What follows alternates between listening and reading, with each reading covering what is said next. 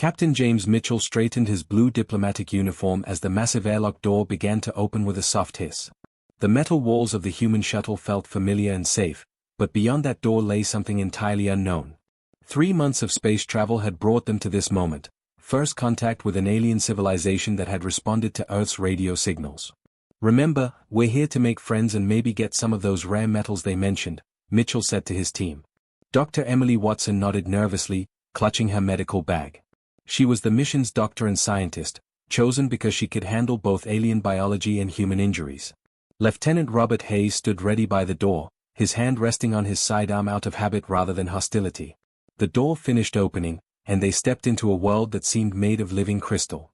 The walls glowed with soft blue light, and strange musical sounds echoed through the corridors. Everything was smooth and curved, like being inside a giant seashell. The air smelled like rain and electricity. Waiting for them in a large chamber were the Valerians. Mitchell had seen pictures from the probe transmissions, but seeing them in person was different. They were tall and thin, maybe 8 feet high, with skin that looked like blue glass. Their eyes were huge and had many sides like jewels. Each one had 4 arms that moved like water, and when they walked, they made no sound at all. The leader came forward and spoke in a voice like wind chimes. A small device on his chest made the sounds into English words.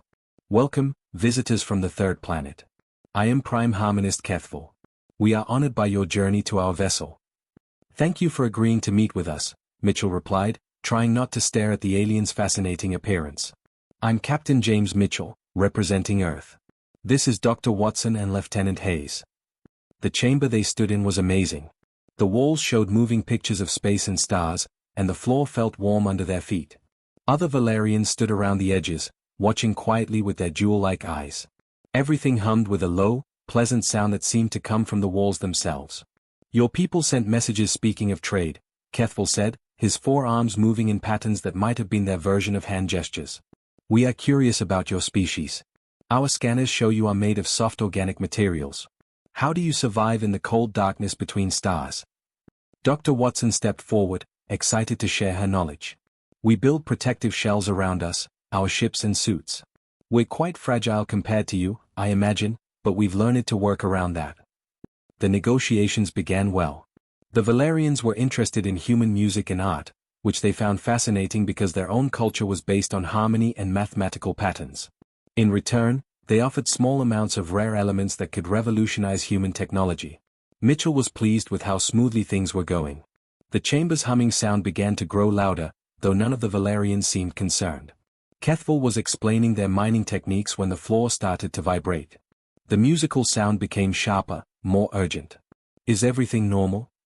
Hayes asked, his soldier instincts making him alert. "Yes, it is only the ship's harmony adjusting to your presence," Kethvil replied. "Sometimes different life forms create resonance patterns that require correction." But the vibration grew stronger. The beautiful pictures on the walls began to flicker, and some of the smaller Valerians looked worried. Their skin color shifted from peaceful blue to a more urgent purple shade. "Perhaps we should move to a different chamber," Dr. Watson suggested, but her words were cut off by a sharp crack from above. A section of the crystalline ceiling, stressed by the harmonic vibrations, suddenly split. A large piece of the glowing material broke free and fell toward the group. Mitchell saw it coming down, a jagged chunk of alien crystal the size of a small desk, heading straight for Dr. Watson. Without thinking, he threw himself forward, pushing her out of the way. The falling crystal caught him across the chest and shoulder, its sharp edges slicing through his uniform and into his flesh. The impact sent him sprawling across the warm floor. Pain shot through his body like fire. He could feel warm blood soaking into his shirt and spreading across the glowing floor. When he tried to sit up, his left arm didn't want to work properly, and he could see deep cuts on his forearm where the crystal had scraped along his skin. The Valerian's reaction was immediate and shocking. All of them stepped backward, their jewel eyes growing dim. Their skin color shifted to a deep, dark blue that the translator rendered as profound sadness. Kethvil began making low, mournful sounds, and the other aliens arranged themselves in a circle around Mitchell. "Your warrior has received the Red Death," Kethvil announced solemnly. "We witnessed the end of his life song. We shall honor his sacrifice and return his shell to your home star." Mitchell blinked up at them, confused despite the pain. "Wait, what? I'm not dying." "The life essence flows from your body," Kethvil explained patiently, as if talking to someone who didn't understand their situation. This is how death comes to all thinking beings. When the inner fluids leak out, the mind spark fades quickly. Dr. Watson knelt beside Mitchell, her medical training taking over. James, you're bleeding pretty badly, but these aren't fatal wounds. We need to get these cuts closed up. The red fluid covers the sacred floor, another Valerian observed. His spirit prepares for the great journey. Mitchell looked down at his torn shirt, now soaked with blood, then back at the aliens who were clearly preparing for his funeral. Despite the pain shooting through his arm and chest, he managed to speak clearly. Emily, get me the medical kit from the shuttle. And find me a needle and thread. Dr. Watson ran toward their shuttle while Mitchell pressed his good hand against the worst cut on his chest. The blood kept coming, warm and sticky, but he had been hurt worse during military training. The problem was convincing the aliens of that fact. The Valerians stood in their funeral circle, making soft musical sounds that their translator turned into prayers for the dead. Prime Harmonist Kethville approached slowly, his forearms moving in gentle patterns that seemed respectful and sad. Do not struggle against the ending, brave human, Kethville said softly. We have seen this moment in 17 different species across the galaxy. When the life fluid leaves the body, the mind follows quickly. Your pain will stop soon. Mitchell tried to sit up straighter, wincing as the movement pulled at his wounds. Look, I really appreciate your concern, but humans don't die from cuts like this. We're built differently than you think. The alien's jewel-like eyes sparkled with what might have been pity. Commander Mitchell, we understand your species is young and perhaps does not fully comprehend death. But we have observed the pattern many times. First the red fluid flows, then the breathing becomes difficult, then the mind spark fades. Lieutenant Hayes had been quiet during the diplomatic talks, but now he stepped closer to his captain. Sir, maybe we should listen to them. You are losing quite a bit of blood, and we're pretty far from any human medical facilities. Hayes, I've had worse cuts from shaving, Mitchell replied, though his voice was strained. What I need is basic first aid, not a funeral. Dr. Watson returned with the medical kit, breathing hard from her quick run. The Valerians watched her with great interest, their skin colors shifting between blue and purple. She knelt beside Mitchell and began pulling out supplies, antiseptic, bandages, and a small surgical kit. They think you're dying, she whispered to Mitchell while opening a package of sterile gauze. Their translator keeps mentioning life essence and final moments. Mitchell nodded toward the aliens. Dr. Watson has studied your language during our journey here. Can you tell them about human biology? Maybe explain why I'm not actually dying. Watson looked up at the circle of concerned aliens. She had spent weeks learning their language and customs during the long trip from Earth. Prime Harmonist Kethville, may I explain how human bodies work? You may speak, healer female, Kethville replied. But know that we have seen this ending before. The red fluid has already marked the sacred floor. His life song grows quiet. Watson began cleaning Mitchell's wounds while she talked. Our bodies are very different from yours. Humans can lose large amounts of blood and continue living. Our hearts pump harder to make up for what we lose. Our blood vessels squeeze shut to slow the bleeding. And our blood has special cells that stick together to seal cuts. The Valerians leaned closer, their large eyes reflecting the chamber's soft light. One of the younger ones, smaller than Kethville, spoke up. But surely the damage to his outer shell will cause system failure? When our crystal skin cracks, our life essence drains completely within moments. That's because you're silicon-based, Watson explained, pressing gauze against Mitchell's chest wound. Your bodies work like living computers. When the main system is damaged, everything shuts down. Humans are organic. We have backup systems and repair mechanisms. Mitchell managed a weak smile. Think of it like this, if your crystalline body is like a perfect glass sculpture, one crack can destroy the whole thing. Human bodies are more like clay. You can damage part of it, but the rest keeps working while it heals itself. Kethville's skin shifted to a lighter blue color, which Watson recognized as curiosity rather than sadness. You speak of healing while the life essence still flows? This is not possible. Watch, Watson said, threading a curved needle with surgical thread. James, this is going to hurt, but I need to close the deeper cuts. The Valerians made harmonious sounds of amazement as Watson began stitching the gash on Mitchell's forearm. Their translator rendered their comments as expressions of wonder and disbelief. She pierces his damaged shell with metal tools, one whispered. The life essence continues to flow, yet he remains conscious, another observed. His mind spark shows no signs of fading, added a third. Mitchell gritted his teeth as Watson worked, but kept talking to the fascinated aliens. Every human learns basic first aid in school.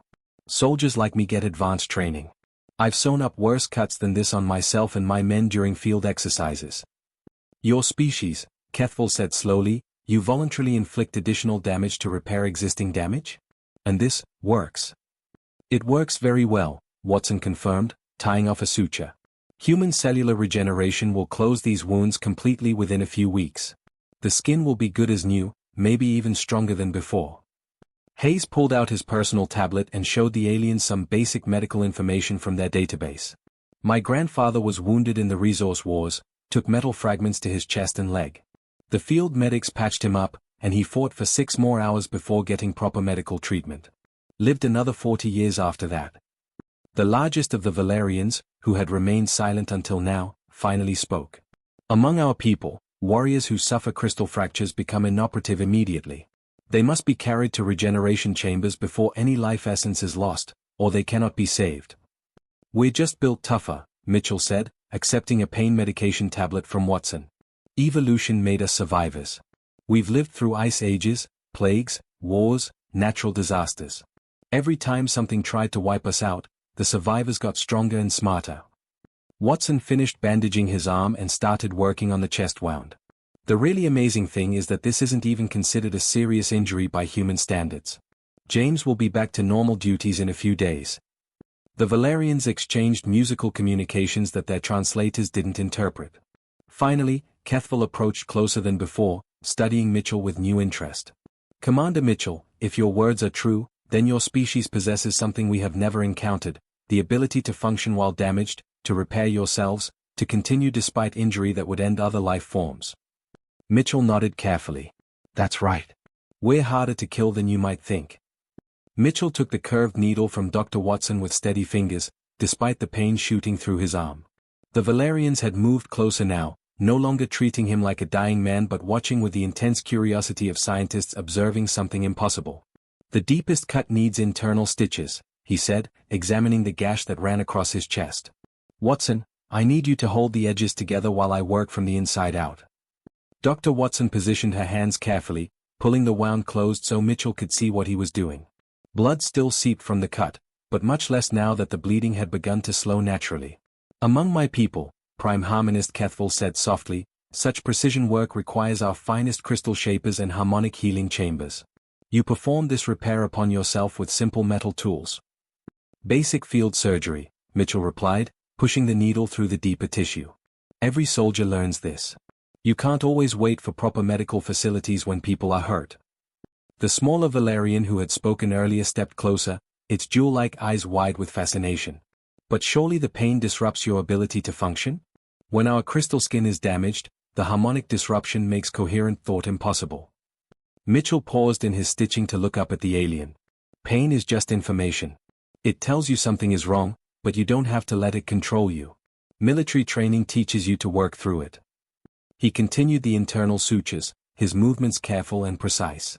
The Valerians made soft musical sounds that Watson had learned meant amazement and approval. Their skin colors shifted from the dark blue of mourning to lighter shades of curiosity and respect. Watch how the blood flow changes, Watson said, pointing to where Mitchell worked. See how the bleeding slows as he closes each layer? Human blood contains platelets, tiny cells that stick together to form clots. They're already starting to seal the smaller vessels. Lieutenant Hayes had been monitoring the area for any signs of danger, but now he joined the impromptu medical lesson. The captain's actually being gentle compared to some field treatments I've seen. During the Australian mining conflict, I watched a medic stitch up his own leg while under enemy fire. Took 15 minutes, and he never stopped shooting back with his free hand. The largest Valerian, who stood at the back of the group, spoke in their musical language. The translator rendered his words as questions about human pain tolerance and healing capabilities. He wants to know if all humans can do this, Watson translated, or if you have special abilities. Mitchell tied off another internal suture before answering. Any healthy adult human could learn to do basic surgery like this. Some are naturally better at it, but it's mostly training and practice. We start teaching first aid to children when they are very young. Your younglings learn to repair battle damage. Kethville asked, his forearms moving in patterns of surprise. Well, we don't call it battle damage, Watson laughed, cleaning around the wound site. We teach them how to clean cuts, apply bandages, stop bleeding. Children get hurt all the time, falling off their bikes, cutting themselves on sharp objects, sports injuries. Every human parent knows basic medical care. Mitchell started on the outer layer of sutures now, pulling the skin edges together neatly. The real trick isn't the stitching, it's knowing how much tension to use. Too loose and the wound won't heal properly. Too tight and you cut off blood flow to the tissue. The Valerians watched every movement of his hands, their translator devices working overtime to convert their musical discussions into words. They seemed particularly interested in how Mitchell could maintain such precise control while dealing with pain and blood loss. Your species has redundant systems, one of them observed. If one function is compromised, others compensate automatically. Exactly, Watson confirmed. James's heart is beating faster to maintain blood pressure. His breathing has deepened to get more oxygen. His body is producing natural painkillers. And his brain is prioritizing the most important functions. Mitchell finished the last of the external stitches and sat back slightly, examining his work. The wound was closed neatly, with only minor bleeding around the edges. There. That should hold until proper medical attention. But this is proper medical attention by our standards, Kethel said, his skin now a bright blue that indicated excitement. We have never witnessed such immediate self-repair capabilities. Hayes pulled out a small device from the medical kit. Captain, your vital signs are stabilizing nicely. Heart rate's coming down, blood pressure's holding steady. You'll probably have a scar, but it should heal clean. Scars aren't a problem for humans, Mitchell said, accepting a fresh bandage from Watson. They're actually considered marks of experience in many of our cultures. Proof that you survived something dangerous. The Valerians exchanged more musical communications, faster now and more excited. Watson caught some of the words. They were discussing human durability, repair capabilities, and something about warfare applications. They're starting to understand that humans might be more resilient than any species they've encountered, she whispered to Mitchell as she helped him into a clean shirt from their emergency supplies. Mitchell stood up carefully, testing his balance. The pain was manageable now, and the bleeding had stopped completely. How do I look, doctor? Like someone who just performed surgery on himself and lived to tell about it, Watson replied with a smile. Prime Harmonist Kethel approached, his large eyes studying Mitchell with new respect.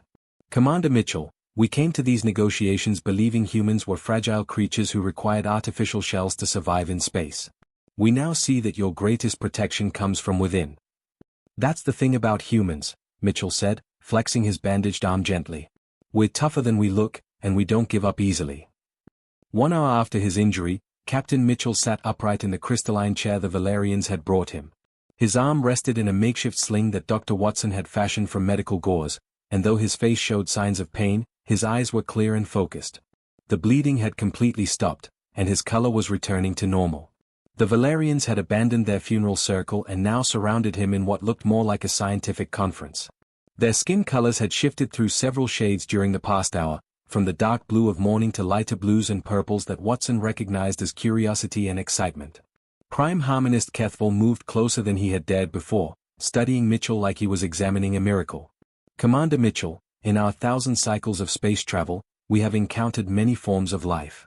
Silicon-based like ourselves, energy beings, even mechanical intelligences. But never have we witnessed such persistence in an organic creature. We're survivors, Mitchell replied simply, accepting another pain medication tablet from Dr. Watson. It's what we do best. Lieutenant Hayes had been quiet during the medical procedure, but now he pulled up historical records on his tablet. Show them the Antarctic expedition records, document. Or the mountain climbing accident where that climber survived 6 days with a broken leg and frostbite. As Watson shared the survival statistics, the Valerians' musical communication grew more animated. Their translator devices struggled to keep up with their rapid exchanges, producing fragments like endurance beyond parameters and damage tolerance unprecedented. The youngest Valerian, who barely reached Kethel's shoulder, approached hesitantly. Human Mitchell, your species has faced extinction events and survived them. Several times, Mitchell confirmed. Ice ages that lasted thousands of years, volcanic eruptions that blocked out the sun, diseases that killed half our population, wars that destroyed entire cities. Every time, we adapted. Every time, we rebuilt. Dr. Watson added more data to the display. Humans have survived in environments that would kill most other species. We live in deserts where temperatures reach 50 degrees, in Arctic regions where water freezes solid, at altitudes where there's barely enough oxygen to breathe, and in underwater habitats for months at a time. Kethfel's forearms moved in complex patterns as he processed this information. Such adaptability suggests your species evolved under extremely harsh conditions. Most life forms specialize for specific environments. Earth wasn't always friendly to us, Hayes said. We had to become generalists to survive.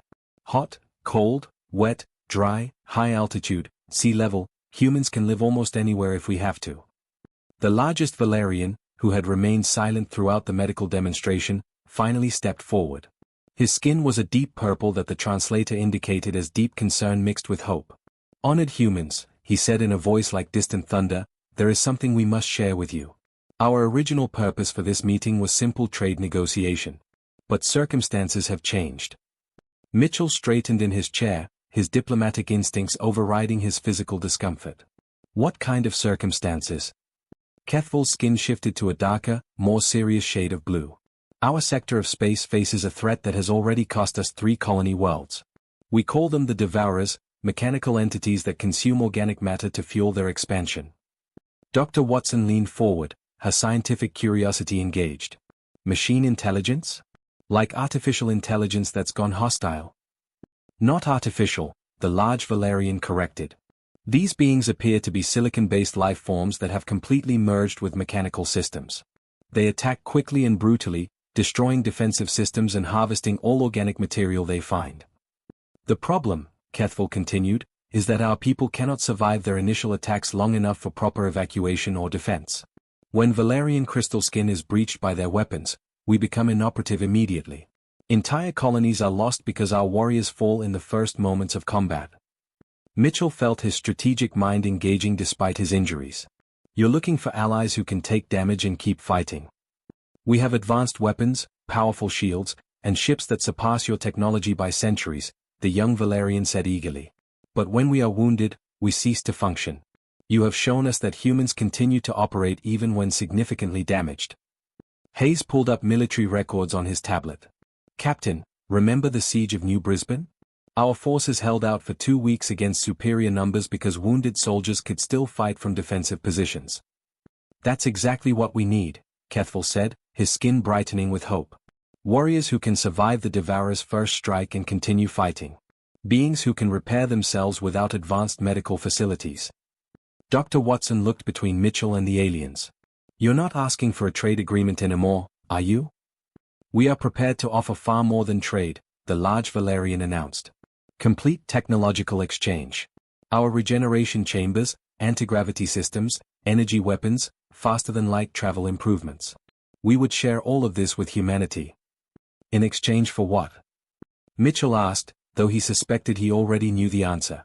A military alliance, Kethfel replied. Human soldiers and medics to help defend our remaining colonies. Human advisors to teach our people your methods of endurance and survival. And perhaps most importantly, human examples to show our warriors that it is possible to continue fighting even when wounded. The room fell silent except for the gentle humming of the ship's systems. Mitchell looked at his bandaged arm, then at his team, then at the circle of hopeful alien faces. The kind of partnership you're describing would change both our species forever, he said slowly. But I have to ask, what convinced you that humans are the right allies for this fight? Kethfel's skin shifted to a deep, respectful blue. Commander Mitchell, when that crystal struck you, we prepared to honor your death. Instead, you took control of your own survival, repaired your body with basic tools, and returned to full function within the hour. You transformed a moment that should have ended your life into a demonstration of incredible strength. The young Valerian added, in our culture, the ability to endure and overcome is our highest virtue. We have searched the galaxy for beings who possess this quality. Today, we found them.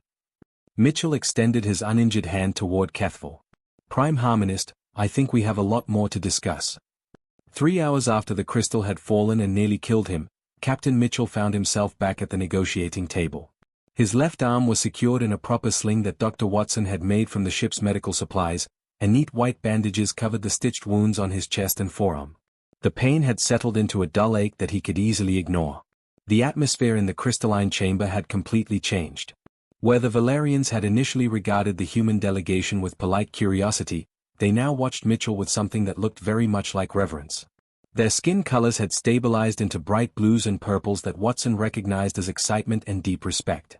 Prime Harmonist Kethvil placed a glowing data crystal on the smooth table between them. Images appeared in the air above it, showing star maps, battle formations, and what looked like mechanical creatures tearing through space stations. "These are the Devourer attack patterns from our lost colonies," Kethvil explained, his forearms moving to highlight different parts of the display. "They strike without warning, using weapons that cause massive structural damage and immediate system failures in our crystal-based technology." Lieutenant Hayes studied the tactical information with professional interest. "Fast assault, overwhelming force, no mercy for civilians. Classic shock tactics designed to prevent organized resistance." "Exactly," the large Valerian said. "Our warriors are skilled and brave, but if they sustain damage during the first attack wave, they become inoperative within moments. The Devourers exploit this weakness, focusing their initial strikes on our defensive forces." Dr. Watson leaned forward to examine the medical data embedded in the display. "Your people literally shut down when injured? Like a computer that crashes when its memory is damaged." "A crude but accurate comparison," Kethvil confirmed. "Our crystal skin conducts our life essence throughout our bodies. When it cracks, the harmonic resonance that maintains our consciousness is disrupted. We have regeneration chambers that can repair such damage, but only if we reach them before complete system failure occurs." Mitchell nodded slowly, beginning to understand the full scope of what the aliens were facing. "So in a battle situation, any wounded Valerian becomes a casualty who needs immediate evacuation. That cuts your effective fighting force in half before you even engage the main enemy." "Precisely. And the Devourers have learned to target our medical facilities and evacuation routes first." Kethvil's skin darkened with what was clearly frustration and sadness. "We have lost entire colonies because we could not maintain defensive positions long enough for reinforcements to arrive." The young Valerian who had been most fascinated by Mitchell's self-surgery spoke up eagerly. "But human warriors can continue fighting even when injured, yes? Your demonstration showed that damage which would incapacitate any Valerian barely affects your combat effectiveness." Hayes grinned and pulled up more military records on his tablet. "Captain, show them the Battle of Titan Station. 3rd Marine Regiment held their positions for 18 hours with 60% casualties. Half the defenders were fighting with field dressings and improvised splints." "That's not unusual for human forces," Mitchell said matter-of-factly. "Wounded soldiers who can still hold a weapon stay in the fight. It's basic military doctrine, you don't abandon a defensive position just because you're hurt." The display changed to show technical specifications for Valerian weapons and defensive systems.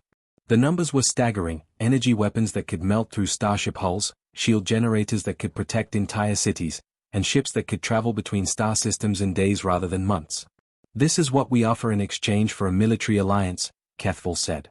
"Complete access to our technology, including weapons, medical systems, and faster-than-light travel improvements. We estimate it would advance human civilization by at least 3 centuries." Dr. Watson whistled softly as she reviewed the medical technology specifications. Regeneration chambers that can regrow lost limbs, genetic therapy that could eliminate most diseases, life extension treatments that could double human lifespan. "This is incredible. But it comes with a significant commitment," Mitchell observed. "You're not just asking for weapons or advisors. You want human soldiers to bleed and die defending Valerian colonies." The large Valerian's skin shifted to a solemn gray color. "We do not ask this lightly, Commander Mitchell. We have seen today that humans possess something invaluable: the ability to endure pain, to function while damaged, to turn moments of weakness into demonstrations of strength.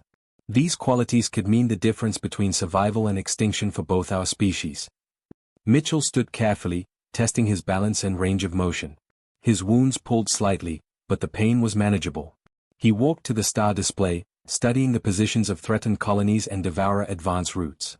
"The strategic situation is challenging but not impossible," he said after several minutes of analysis. "Joint human Valerian forces could work, but would need to completely restructure your military doctrine. Human soldiers as shock troops and frontline defenders, Valerians providing fire support and technical expertise from protected positions. You are willing to consider this alliance?" Kethvil asked, hope evident in his brightening skin color. Mitchell turned back to face the assembled aliens, his bandaged arm a visible reminder of the afternoon's events. "Prime Harmonist Kethvil, 3 hours ago you were preparing for my funeral. Now you're offering humanity partnership with the most advanced civilization we've ever encountered. All because I refused to die when I was supposed to. That refusal, Commander Mitchell, represents something we have never found in our 1,000 cycles of exploration. Your species does not simply survive, you thrive in conditions that would destroy others. You adapt, you endure, you overcome. The young Valerian stepped forward excitedly. When the metal struck you, we saw death. You saw an opportunity to demonstrate human resilience. That difference in perspective could save both our civilizations. Mitchell extended his uninjured hand toward Kethval once again. Prime Harmonist, I think Earth would be very interested in discussing this alliance. Though I should warn you, once humans make friends, we're very loyal. If we agree to help defend your colonies, we'll fight for them like they were our own. Kethval's skin blazed with brilliant blue light as he clasped Mitchell's hand with two of his forearms. Commander Mitchell, that loyalty is exactly what we hoped to find among the stars. As they shook hands, Mitchell couldn't help but smile despite the throbbing in his wounds. The human delegation had come seeking mineral rights and had found something infinitely more valuable, proof that sometimes the best diplomacy really did happen when you were bleeding, and the strongest alliances were forged in moments of shared adversity.